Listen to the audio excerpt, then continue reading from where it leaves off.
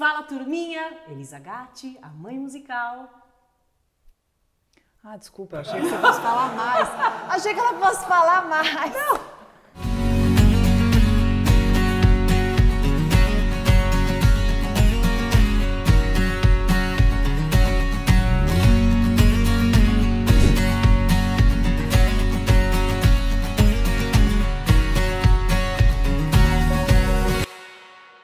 Fala, turminha! Elisa Gatti, mãe musical. Pamela Magalhães, como vocês me conhecem, Psi Pamela. E a gente tá juntas fazendo esse especial de Dia das Mães que se chama Uma Mãe Leva a Outra. Pra gente falar um pouquinho com leveza, música e profundidade sobre essa transformação imensa que a maternidade traz na nossa vida. Então, aguenta o coração que vai ter muita emoção por aqui.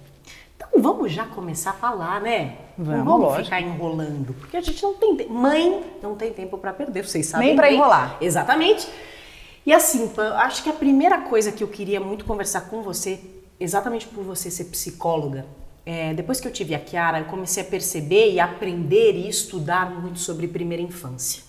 O quanto da primeira infância é determinante para a nossa vida adulta, né? Então, acho que a criança que a gente foi, a adulta que a gente é, tem um link muito forte, né? Então, a primeira coisa que eu queria saber é, como era a Pamelinha? Eu fui uma criança, assim, carinhosa, bastante afetiva, tímida, que quando tinha mais segurança conseguia se soltar. Fui uma criança também solitária, acho que eu fiquei muito sozinha em muitos momentos da minha vida. Meus pais trabalhavam muito, meus pais sempre foram amorosos, mas assim, meu pai médico, minha mãe também na saúde trabalhando, então eu me vi muito só. E é muito curioso que eu me preocupo muito com a minha filha hoje, assim, né? De estar presente, de estar junto, mas também me policio, porque eu não posso também pegar a minha experiência e ficar colocando nela, né? Perfeito. Porque talvez a solidão que eu tenho experimentado não seja a solidão que ela experimenta. Então, essa consciência da minha criança e da criança da minha filha, ela se faz necessária. E tem alguma coisa assim que olhando para você ali pequena, você vê que assim, era uma característica muito forte que você tem até hoje? Via. Eu salvava todos os animais possíveis. Olha! O meu marido sempre brinca, ele fala assim, você nasceu preocupada, né? Tanto que a minha primeira palavra foi preocupada. Preocupada. Então, assim, eu sou uma pessoa preocupada com os outros. Eu me preocupo, que, né, o pré-ocupar, né? A pessoa nem pensou naquilo, eu já pensei. Então, acho que eu sou uma pessoa muito atenta ao todo e eu me interesso pelas pessoas. Eu sempre me interessei ali. Então, eu salvava os animais, eu pegava a pombinha que tinha morrido e fazia todo ali o enterro da pombinha. Eu salvava os animais da estrada para... machucou a patinha, machucou isso, levava para casa, minha mãe queria morrer. E eu acho que me tornar psicóloga e ter interesse na vida das pessoas que são compartilhadas comigo faz todo sentido. Por isso que eu falo que a gente muda muita coisa. Eu acho que a nossa personalidade ela vai se transformando, ela passa por muita coisa, impactos, decepções, vitórias, conquistas, dores, amores.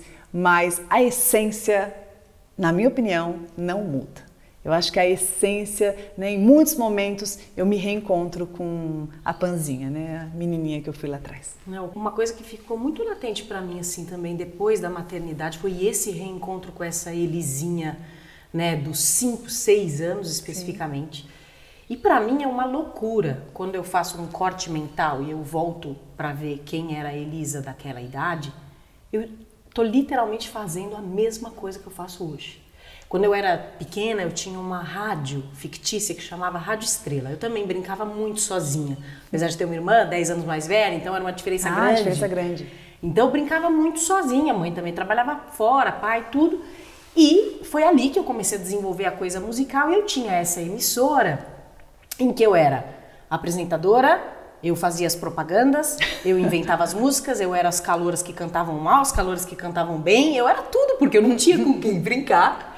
E aí, especificamente agora com essa história da mãe musical, eu falei assim, meu Deus do céu, eu estou fazendo a Rádio Estrela. Eu continuo, eu nunca deixei de fazer isso.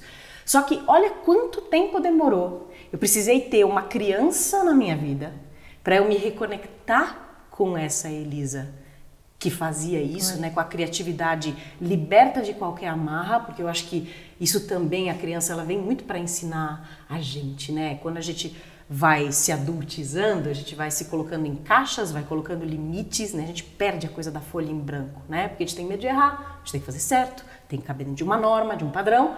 E eu acho que a criança, ela tem esse descompromisso tão maravilhoso da aprendizagem que eu comecei a reviver isso de novo. E aí foi muito chocante para mim. Eu falei, caramba, eu sou a mesma pessoa. Hoje eu te juro por Deus, assim, me sinto como uma menina de 6 anos. E você falando, fiquei pensando, como é importante a gente refletir sobre os nossos sonhos de criança, sobre o que a gente fazia espontaneamente e conforme muitas vezes as censuras que a gente vai vivendo, as críticas, as influências de pessoas que talvez acreditem que aquilo não caiba, ou você acredite que, nossa, melhor não, tal, porque a gente vem com a nossa espontaneidade, a gente vem com a pureza infantil e a vida vai dando as pancadas naturais dela, né? A vida não faz só carinho, cafuné na nossa cabeça. E aí a gente muitas vezes vai reprimindo coisas, né? A gente vai podando, inclusive, os nossos sonhos e aspectos importantes ali da nossa personalidade, muito do que impulsionava. E aí a gente vai se doutrinando a lugares que nem sempre são os lugares genuínos, legítimos da gente. Então acho que fica a questão o quanto que quando a gente se torna mãe, se torna pai, os nossos filhos, eles também permitem que a gente revisite esses lugares. A gente se vê através deles e também provocados por eles a olharmos novamente para esses lugares. E por que não dar vazão a sonhos, né, que talvez estejam ali no fundo do baú? Exatamente. Eu acho que se fala tanto hoje da busca do propósito, né? Todo mundo quer encontrar uma razão de ser, uma razão de fazer. E assim, acho que a dica é essa mesmo, assim, olha um pouco para o que você gostava muito quando você era criança. Ali pode ter uma grande pista, né, do que a gente é em essência. Porque muitas vezes família, amigos, professores, autoridades, pessoas que a gente ali respeite ou tem alguma consideração, ou que a gente encontra no meio do caminho, podem criticar, censurar ou mesmo dizer não é por aí, não tem que ser, não tem nada a ver com você, você é ruim nisso, você não tem esse dom e tal. E aí você acredita, né? E aí você vai por outro lugar que não é verdadeiramente o teu. E às vezes você fica frustrado uma vida inteira. Às vezes você está até hoje ali infeliz, está com uma depressão, está ansioso, está angustiado e até hoje não entendeu a razão exata disso. Talvez você tenha se abandonado em algum lugar lá atrás. Só que a coisa mais louca é que quando a gente vira adulto é que a gente começa a perceber que estas figuras muitas vezes não tinham autoridade ou conhecimento naquilo que elas estavam dizendo. Então, por exemplo, às vezes as críticas musicais que eu recebia eram de uma pessoa que não sabia música.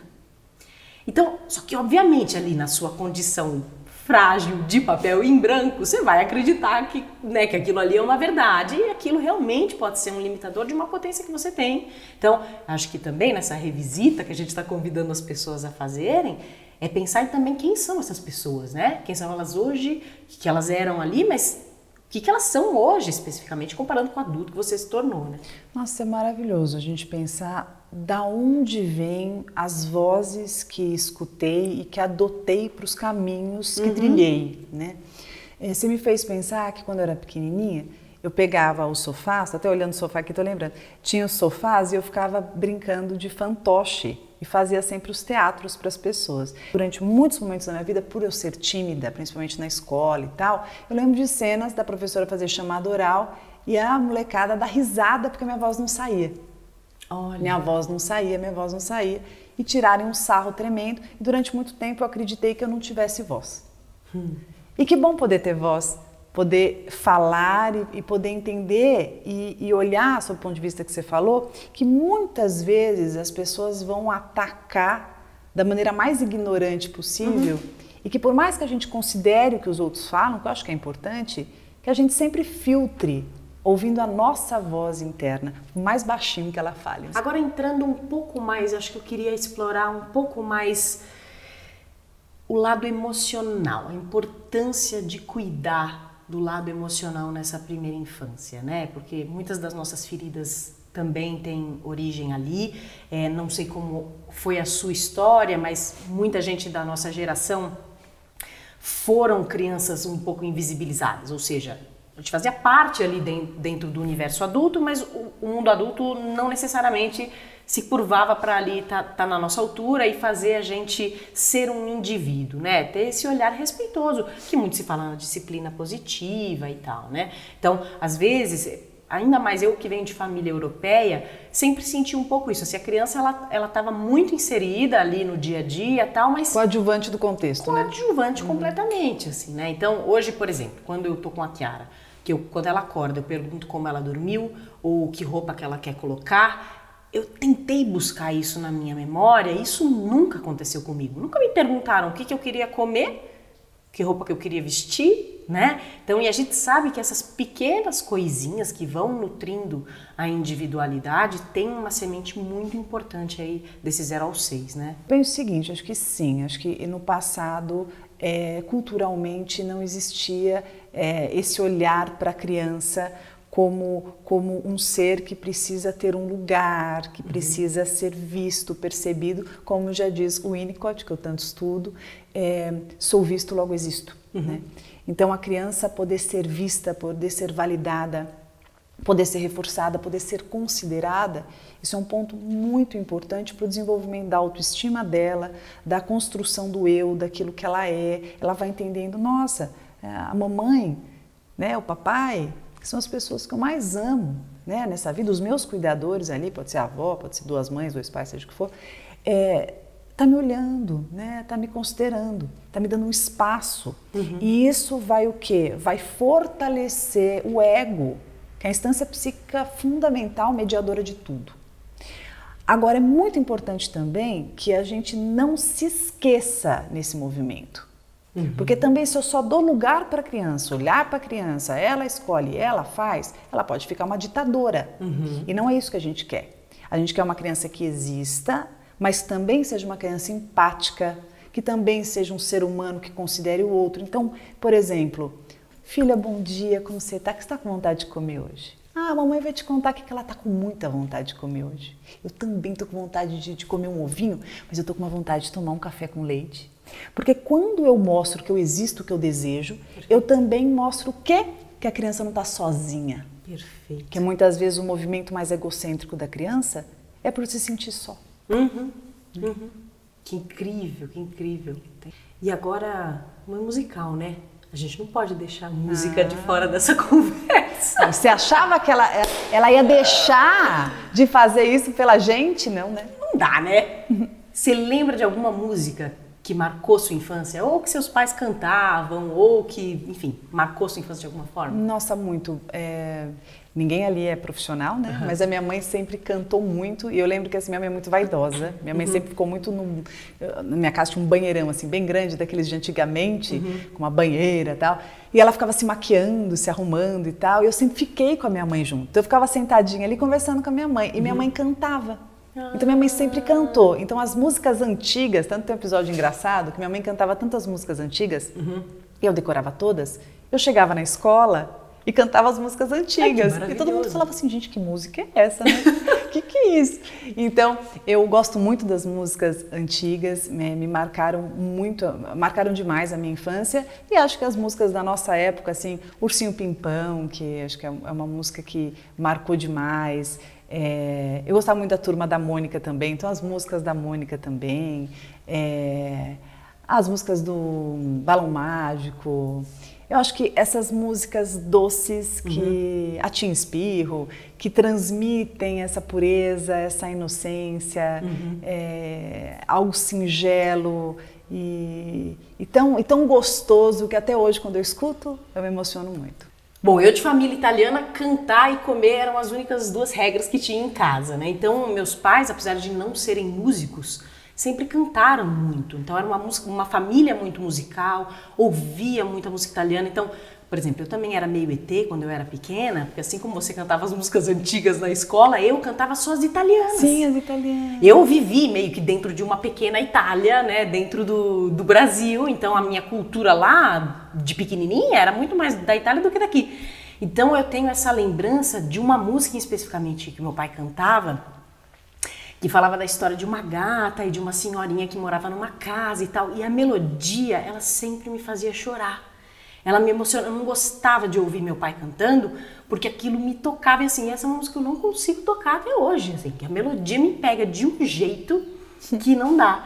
E aí tem uma outra, que também era uma história de uma tartaruga, que conta que a tartaruga era um animal super rápido. Era mais rápido que um trem-bala, até que um dia ele bate num muro, perde todos os dentes e começa a ver a vida do ponto de vista mais lento e começa a andar mais devagar. E tem uma assim, lição de vida simbologia maravilhosa, sabe? Então é muito legal quando a gente vê que a música tem esse poder, né, de transportar a gente para qualquer tempo e para qualquer laço, né, que a gente tenha vivido. Eu acho que a beleza da arte, de quase todas, mas da música em especial, eu sempre vou puxar a minha sardinha. Mas é que a música é o afeto, né? A conexão. Muitas vezes a pessoa... Tem gente que não consegue falar, mas quando canta, transmite todo aquele carinho. Né? Nossa, que exatamente. E você já fez música? Não, eu fiz aula assim, quando a gente fazia na escola... E de curtir, casei com músico, né? Olha, então assim, você vê como a música é forte na minha vida, né? Mas a minha família, que também é de origem italiana, sempre, né? Ninguém profissional como você, como teu pai que já tocava, mas assim, sempre a música, até hoje, é algo que precisa existir nos nossos encontros. E eu sempre tenho a sensação, quando a música acontece nos nossos encontros, desse quentinho no coração, assim, desse calor humano, de uma coisa boa, de uma comemoração, de um momento especial. Então, para mim, a música ela é sempre um convite a uma reconexão interna e uma conexão com aquelas pessoas que eu possa estar compartilhando. Mas você nunca compôs uma música? Não, não. É mentira. Mentira. A gente tem uma música assim, mas deixa para outro momento. Não, mas é que eu acho que tem uma música que você fez. Que talvez você não saiba. Tem. Mas tem uma música que você fez, sim. Ah, agora estou confusa. Vê se você conhece essa música, tá? Eu acho que você conhece. Mesmo sem nunca ter ouvido. Ô menina, do dedinho atento, do olhar imenso, preste atenção. Ô menina, que é da fala rouca, mas que cantarola agora essa canção. Ô menina, da perninha agitada, que é tão animada, que é pura emoção. Ô menina, da boca de boneca, do sorriso sapeca, dona do meu coração. Ô menina, da boca de boneca, do sorriso sapeca, luma do meu coração. Querida, que lindo. Obrigada por estar aqui. Querida.